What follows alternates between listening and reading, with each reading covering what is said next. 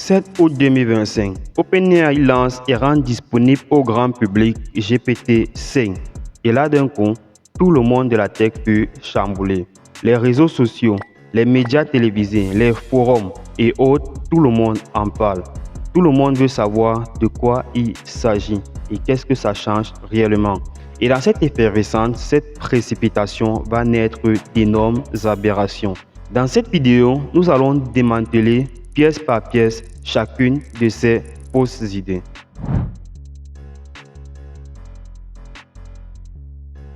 La première fausse idée reçue est celle selon laquelle on n'a pas besoin de bien structurer ses prompts pour obtenir un résultat optimal. Je suivais récemment un YouTuber qui disait comme quoi l'IA comprend ton intention, ok? Et que tu n'as pas besoin de bien structurer ton prompt. L'IA comprend et sait où tu es en train de vouloir aller, même sans que tu n'aies dit ce que tu voulais faire. Je ne sais pas si vous voyez l'arnaque dans ce propos-là. Parce que, en fait, déjà, tu as besoin de donner le maximum d'informations sur ce que tu veux faire afin d'obtenir ce que tu veux. Déjà, si tu ne dis pas ce que tu veux concrètement, qu'est-ce que tu espères que l'IA va faire? Donc, ça, c'était une aberration totale. Je n'ai juste pas envie de taguer la vidéo, mais je crois que beaucoup ont déjà eu à parcourir cette vidéo-là. Et c'est relativement aberrant. Toujours dans la même lancée et pour vérifier son affirmation, je me suis lancé dans quelques tests, ok? Je vais vous partager ces tests également et vous donner le résultat de ces tests afin que vous aussi, vous voyez. Et je vous invite également à aller tester. Est-ce que si je donne une idée vague à l'IA que réalise-moi ceci, elle me produira un résultat assez incroyable? Je ne crois pas. Deuxième point, la deuxième fausse idée est celle d'affirmer avec une certaine assurance que cette IA est plus cohérente que l'ancienne. Car figurez-vous que cette IA est disponible au grand public il y a seulement 2 jours. Et pour ceux qui avaient une version de test, il y a de cela environ 2 semaines. Et même l'IA, parce que j'ai eu un échange avec ChatGPT lui-même qui m'a confirmé que en ce laps de temps, juger de la cohérence d'un modèle est assez... que ça relève assez de l'abstraction en fait, ok? Donc lui-même, il ne croit pas que en ce laps de temps-là, on peut dire si un modèle est mieux cohérent qu'un autre. Pourtant, beaucoup l'affirment déjà que GPT-5 est plus cohérent que l'ancien, ok? Donc à ce niveau, c'est clair qu'il s'agit juste de la manipulation ou du buzz. La troisième fausse idée, c'est celle selon laquelle il est plus rapide. Ok, là, on va un peu faire une petite nuance. Effectivement, GPT est plus rapide, ok? Mais il n'est pas rapide tel qu'ils disent. Il utilise un principe bien simple. Avant, qu'est-ce qu'on faisait? Avant, tu pouvais utiliser une version de GPT, GPT mini, GPT, bref, dans les versions de GPT-4, il y avait plusieurs versions. Et c'était l'utilisateur lui-même qui choisissait de manière manuelle celle qu'il veut utiliser. Ce qui fait quoi? Ce qui fait que tu pouvais utiliser un modèle mini pour un problème réellement complexe et ça devait te prendre extrêmement de temps. GPT, OpenAI a remarqué cela et qu'est-ce qu'ils ont fait?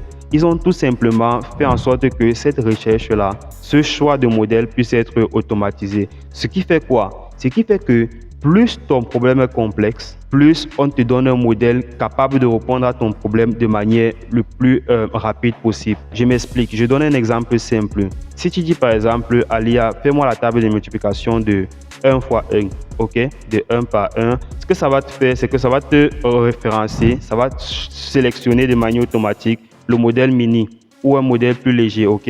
Donc ça va sélectionner un modèle léger qui va te répondre rapidement.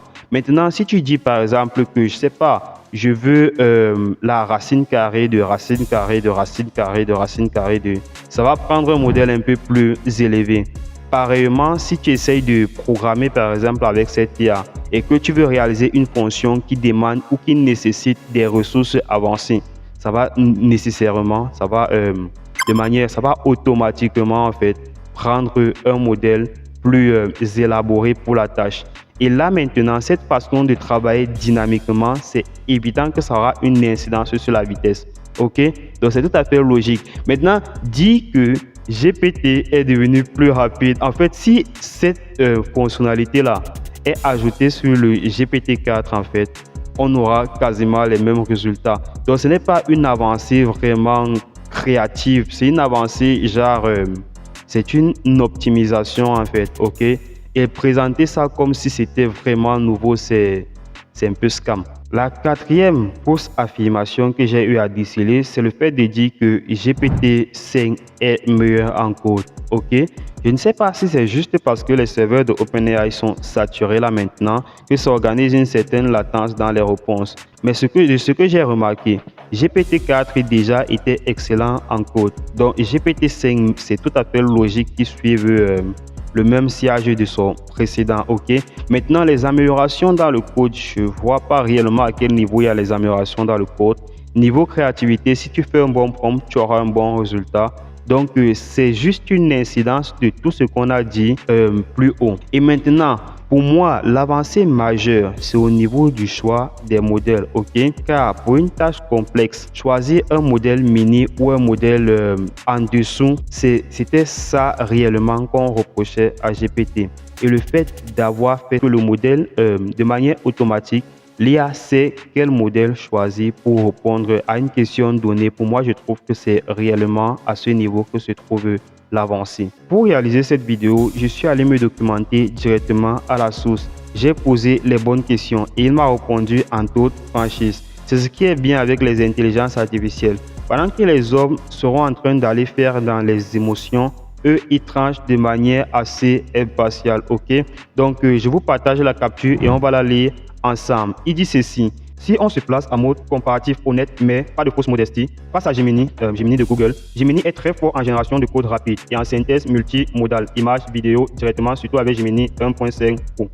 Moi, je suis plus précis et fiable sur le raisonnement complexe, l'explication pas à pas et la reformulation pédagogique. En code, j'ai tendance à être plus propre et conforme aux bonnes pratiques, là où Gemini peut parfois halluciner des méthodes inexistantes. Face à Claude, Anthropic, Claude est excellent. Excellent pour garder un contexte énorme, plusieurs centaines de pages et produire des tests fluides, presque humains dans le ton. Moi, je suis plus rigoureux sur les détails techniques et la logique et je gère mieux la précision des calculs ou des instructions étape par étape. Claude excelle en résumé narratif et en réponse longue, mais il peut être un peu plus vague si on ne le guide pas. En résumé, si tu veux un prof exigeant mais clair, c'est plutôt moi.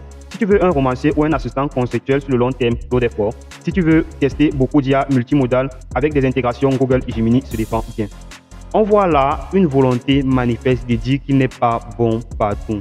Il y a des autres qui proposent également des excellents choix. Et cette façon d'être impartial me plaît bien. C'est ce qui manque à beaucoup de youtubeurs. Donc, si cette vidéo t'a plu, je t'invite déjà à t'abonner à la chaîne, à activer la cloche de notification, à partager la vidéo, à liker. Et moi, je vous dis à très bientôt pour une prochaine vidéo. Peace out.